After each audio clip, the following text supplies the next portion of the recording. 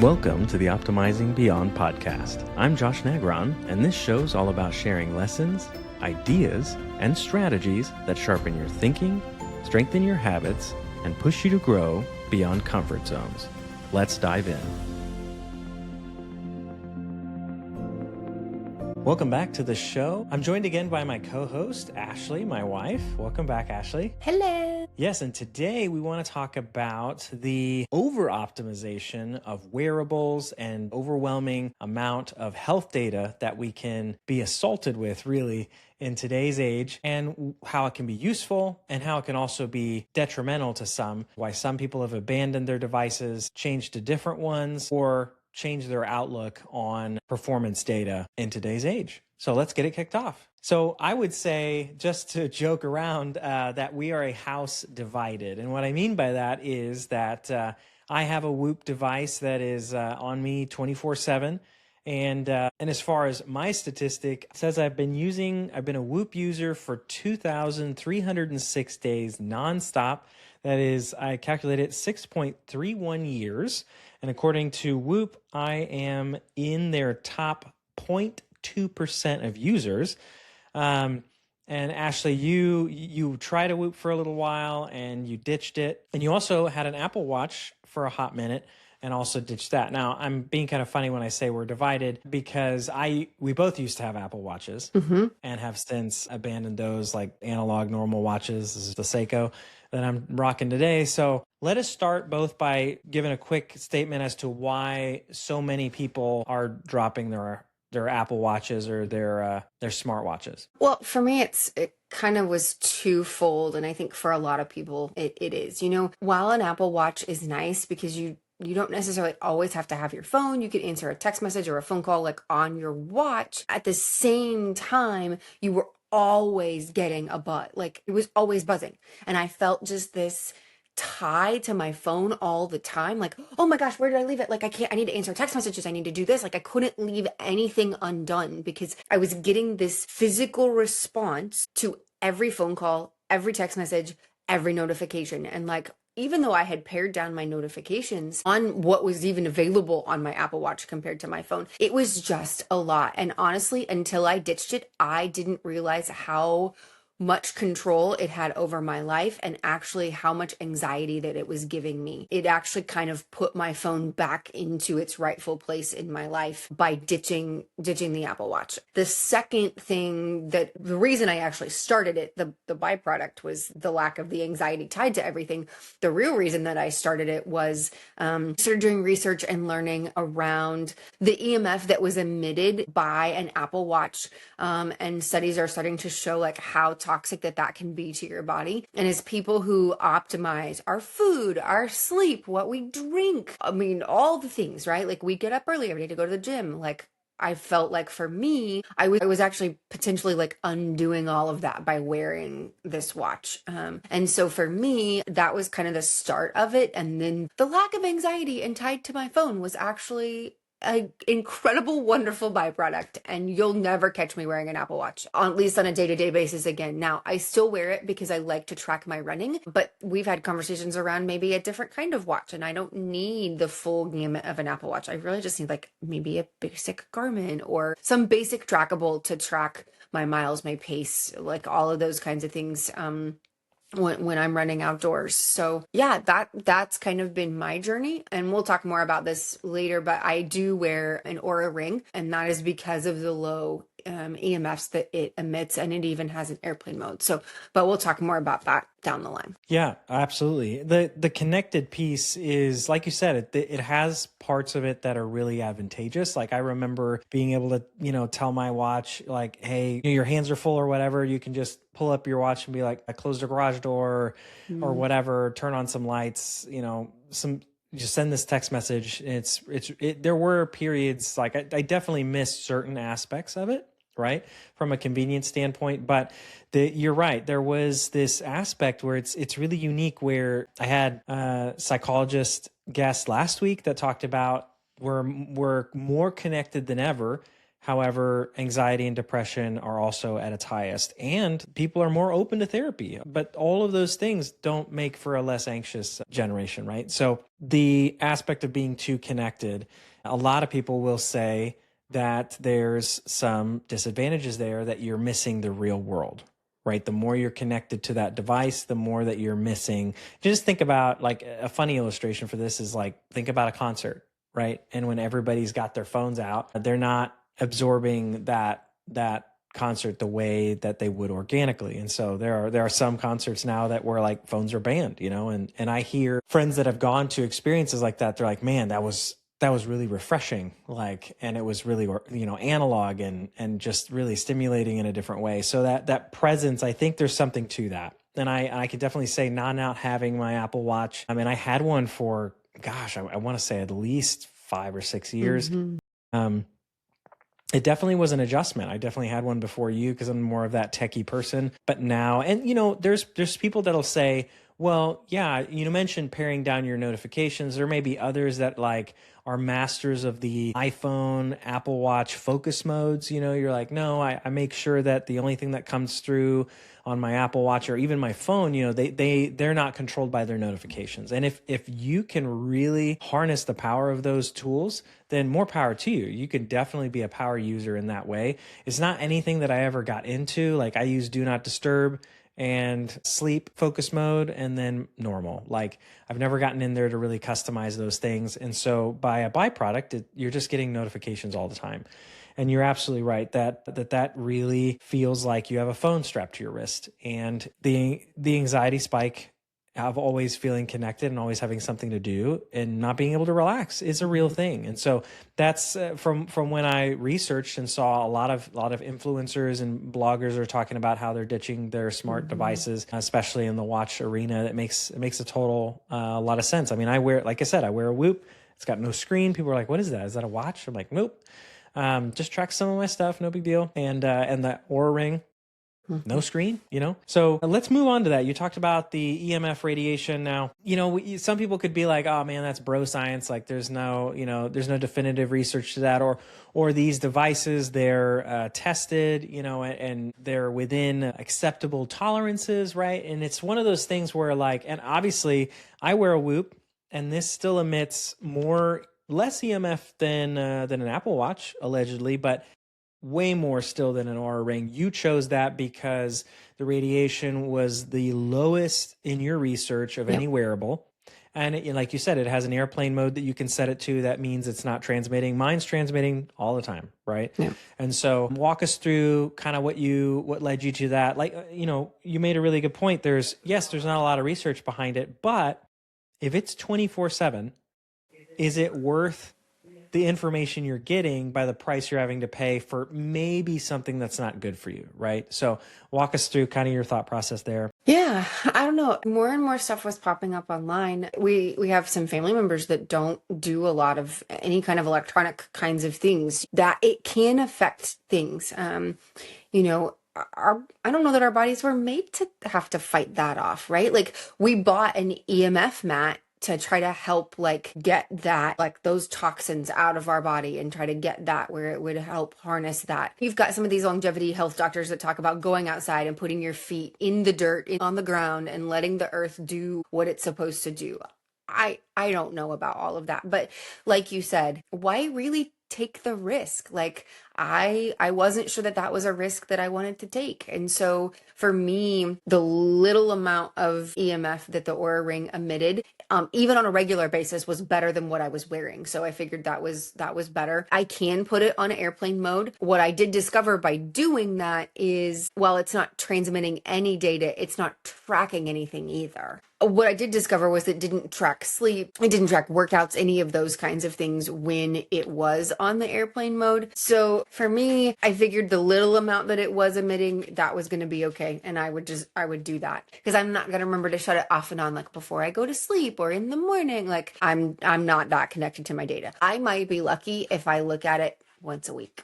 Like, I really just don't. But that's one of the things that, like, for me, like, I tried wearing a Whoop for a while, And I think that I felt like I had to check the data every day because it was giving me this, what's your recovery? Where are you at with things? Are you in the green? Did you do all your stuff? And I'm just like, this is causing me more anxiety than it's helping me. Like it's not helpful data to me. So again, I think I maybe tried it for 30, 60 days. Like it was not for me. Also, I like to wear really cute bracelets and it was getting in the way of all that. So there was that too. Yep. The ring is more like jewelry, so it makes it easier there. And honestly, you picked the Aura. When we did the research, the radiation was so significantly lower compared to the Whoop and then especially the Apple Watch that it just made a ton of sense. If that was something that was worrying you, that, let's just get rid of the risk. If there is a risk that, even if you want to call it perceived risk, if it's something that there is some doubt around, again, it could be bro science, totally have no idea. But if there's an alternative that you liked, then why wouldn't you choose it? And so that was like, we had friends that had Aura rings and it was, it's been good. You really enjoyed it. And like you mentioned, you're not married to the data anyway. So something that was more of a passive device was something that kind of matched your kind of style anyway. So moving on into the anxiety producing aspect of all this, what some people label as orthosomnia, and that is a word thrown around to describe the people's obsession specifically about sleep tracking, but I feel like it can extend outside of just anxiety surrounding sleep tracking. And then more broadly, the anxiety surrounding just what the trackers and what all the data is telling you seems to, for some people, be like an anxiety amplifier, which is what you described.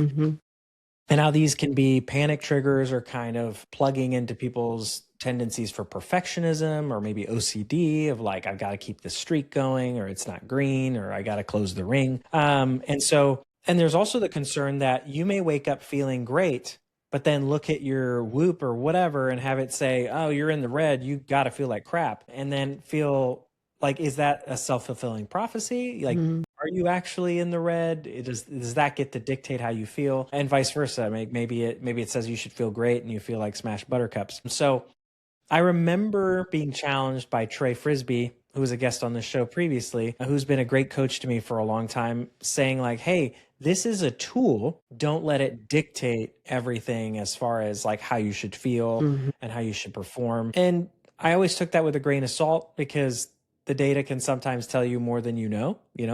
I mean, I'll never forget, like, you had a CrossFit competition coming up one weekend and you had done all the things all week long. We'd been to bed early, you'd rested, you'd done all the things, and you open up your Whoop app the day of the first day of the competition and you were in the red and you're like, what the crap?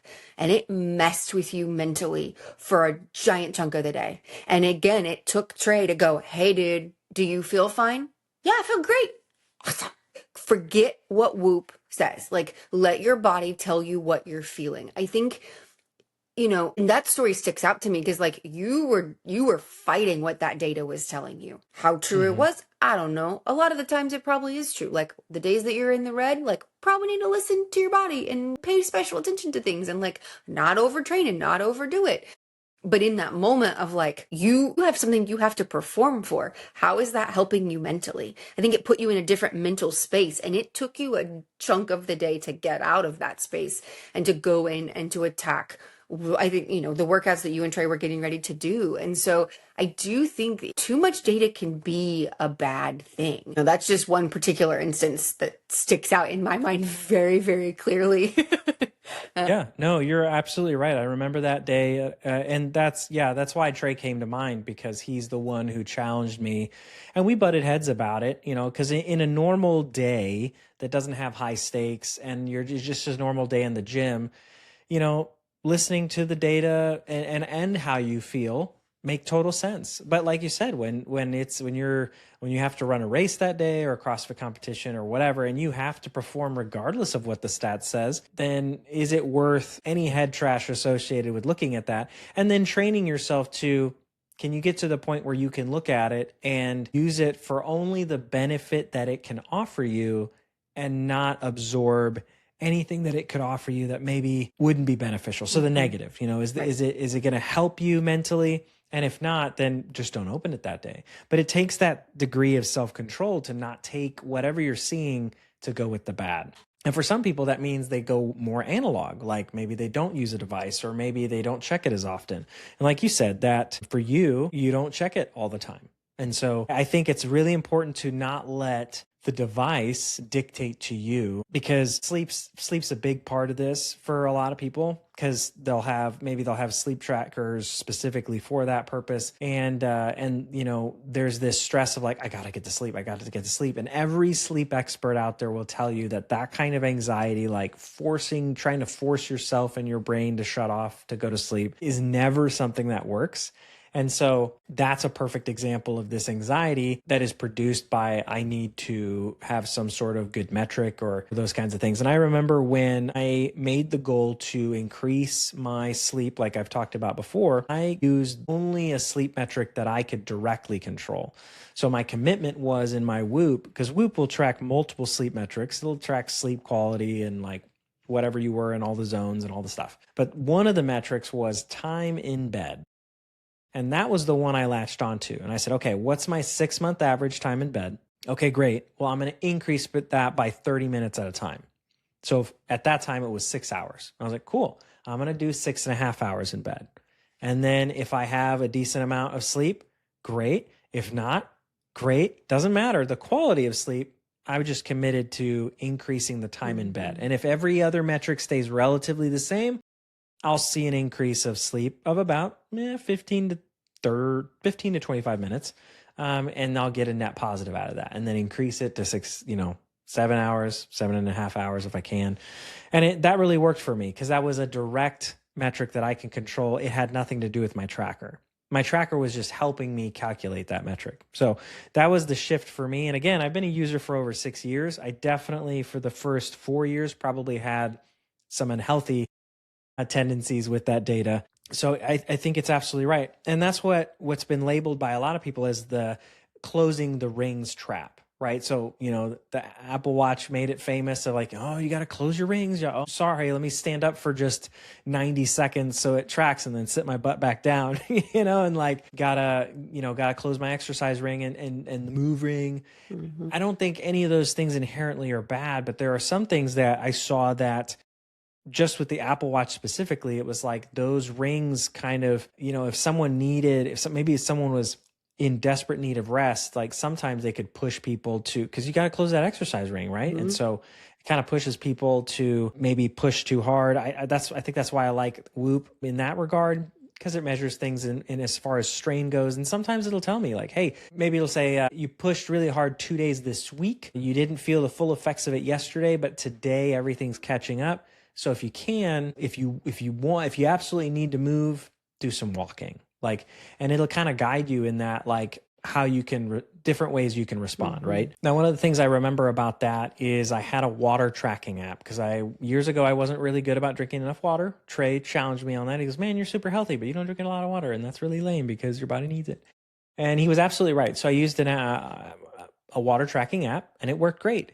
But I got attached to that streak and having that on my device. And I'm like, man. And I remember sometimes knowing that I drank enough water for that day, like absolutely knowing that I was well above the goal, but I hadn't entered it in yet. And I had forgotten, put my head on my pillow, get ready to go to sleep. And then I remember, oh man, I didn't put that in there. And then I'm like, well, I got to go back and do it. Do you? It's meant to be a tracking device to help you fulfill a habit, one that I had been fulfilling, but because of the gamification of the app itself, I felt, recovering perfectionist, maybe a little OCD, whatever. For an embarrassing long period of time, I would go back and put all that in, which is just ridiculous. So these trackers, these devices, these methods, they're designed to help you build good habits, but in the right place. Yeah. So that takes us to our last segment, where we're talking about how data needs to be moved from an idol, like I just talked about, to a tool, to something that can help you truly optimize your life versus control you. Because it's this illusion that it seemed when I was researching this, it seemed like people's biggest frustration was that the data gave them, at least early on, this illusion of control over their life. But over time, they started to realize that they actually became controlled by the data, and they were changing their behavior, sometimes not in the greatest ways, like compulsive ways, because of the data. And so I think it's super important to talk about the juxtaposition of those two, and what's the difference of using that data for education purposes, for learning, for feedback about what you're trying. Like, the sleep thing was perfect for me. I increased my time in bed. I did it by small increments, and it helped me get my sleep from the last 6 months and improve it drastically to another 6 months. That's totally, totally amazing. I have a great water habit now, which is great, but I don't use the app anymore.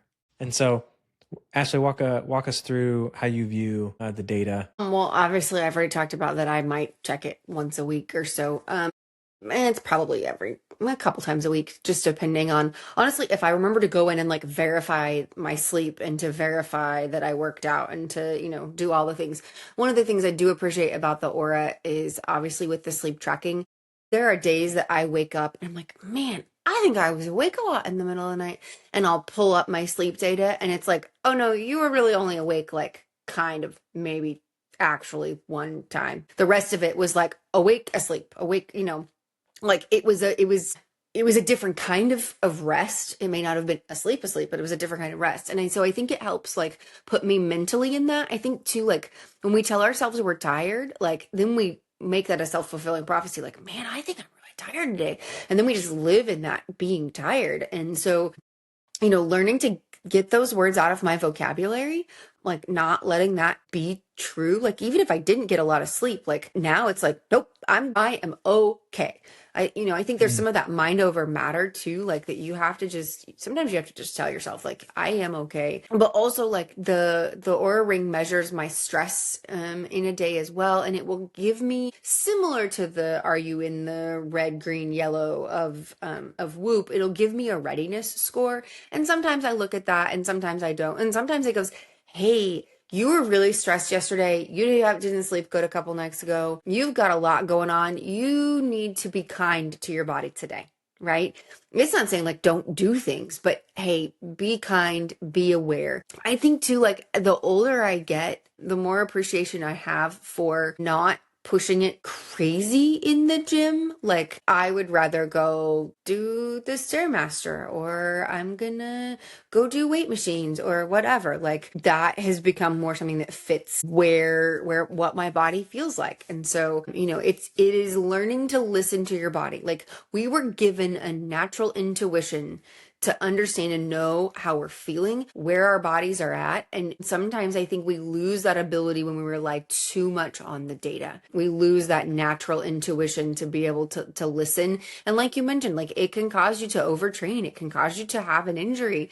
It can mentally mess with you and cause this unnecessary anxiety and stress that's actually doing the opposite of what it was intended to do. And so I think you just have to really figure out what works for you and what parameters you're going to put in your life and what data you're going to allow in, and then what you're going to allow, like that you're going to stick to, and that's going to be what you really look at, right? Like some of it you can look at and go, yep, doesn't matter. Yep, doesn't matter, but what are going to be the key metrics that are really important to you? And like you said, for a while, it was the amount of time in bed. And so, we made some shifts in our life. I don't need as much sleep as what you do. And so I will lay in bed and read while you go to sleep, right? But it just, like there is such a thing as too much, but each person has to figure out what that is for them, because we're two very different people, and I didn't need as much as what you did. That was something that was helpful in, like you said, finding the bits of information that are helpful to analyze in those trends,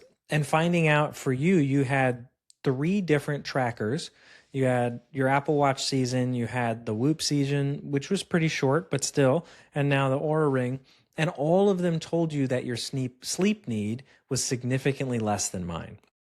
And that was something that I was frustrated by, because I'm like, man, like what in the heck? Like why aren't we, basically we're not on the same sleep schedule to an extent.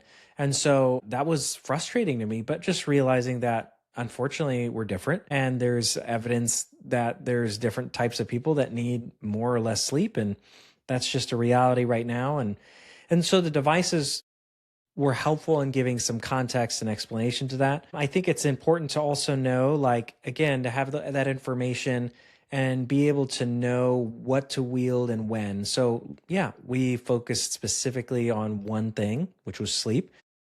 All that other data was still being collected. And honestly, there's times, especially when I still had analysis paralysis or maybe unhealthy view of my metrics of how they would control me, I would go through seasons where I, like you, didn't consume it. And I would still wear it. So it's still collecting the data, because there might be a moment in the future where I check it out, figure it out, whatever, but I'm not consuming it in that moment. So there are still seasons now where, like, I won't read it. I won't interact with the AI. The AI is cool now in Whoop, where I can, has access to all my metrics. I'm a Whoop Labs subscriber as well. So like all my labs are uploaded in there. So now the AI is completely integrated with all my health data inside of Whoop, from my heart rate to sleep to strain to stress to labs.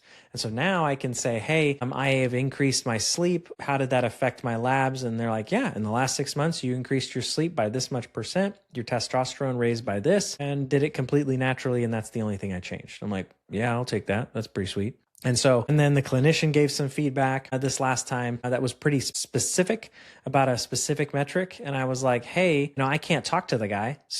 But I had a sidebar with ChatGPT, and I was like, hey, this was my lab metric that they didn't like.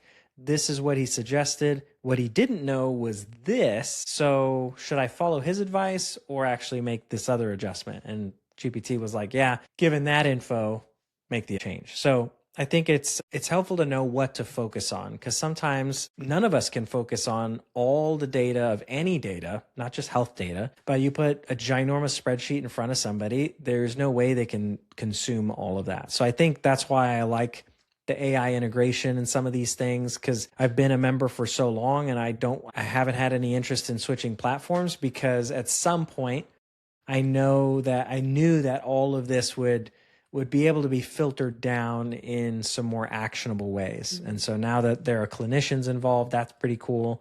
That was just a recent development. This program is only like 6 months old. And so, yeah, just learning how to use those metrics over time, focus on ones that are really important for you and for like the low hanging fruit, right? So we're always looking for ways that we can optimize. It's pretty basic, like we talk about it all the time: movement, water, sleep. Those are some pretty easy ones to tackle. And people always ask me, like, hey man, what supplements do I need to buy? I'm like, how about nothing? How many hours do you sleep a night? What's your diet look like? Supplements are supplements to supplement your diet for a reason. So if you're eating garbage every day, you don't need any supplements. You need to eat better food. So yeah, data as a tool, not an idol. People who are listening to this probably have tendencies where they want to customize, perfect, and really dial it in, but recognizing that can take you the wrong direction as well with those tendencies is important to remember. Thanks for listening to the Optimizing Beyond podcast. Remember, growth happens when you take action. So subscribe, share this with a friend, and most importantly, put what you learned into practice, because as we know, daily anything changes everything.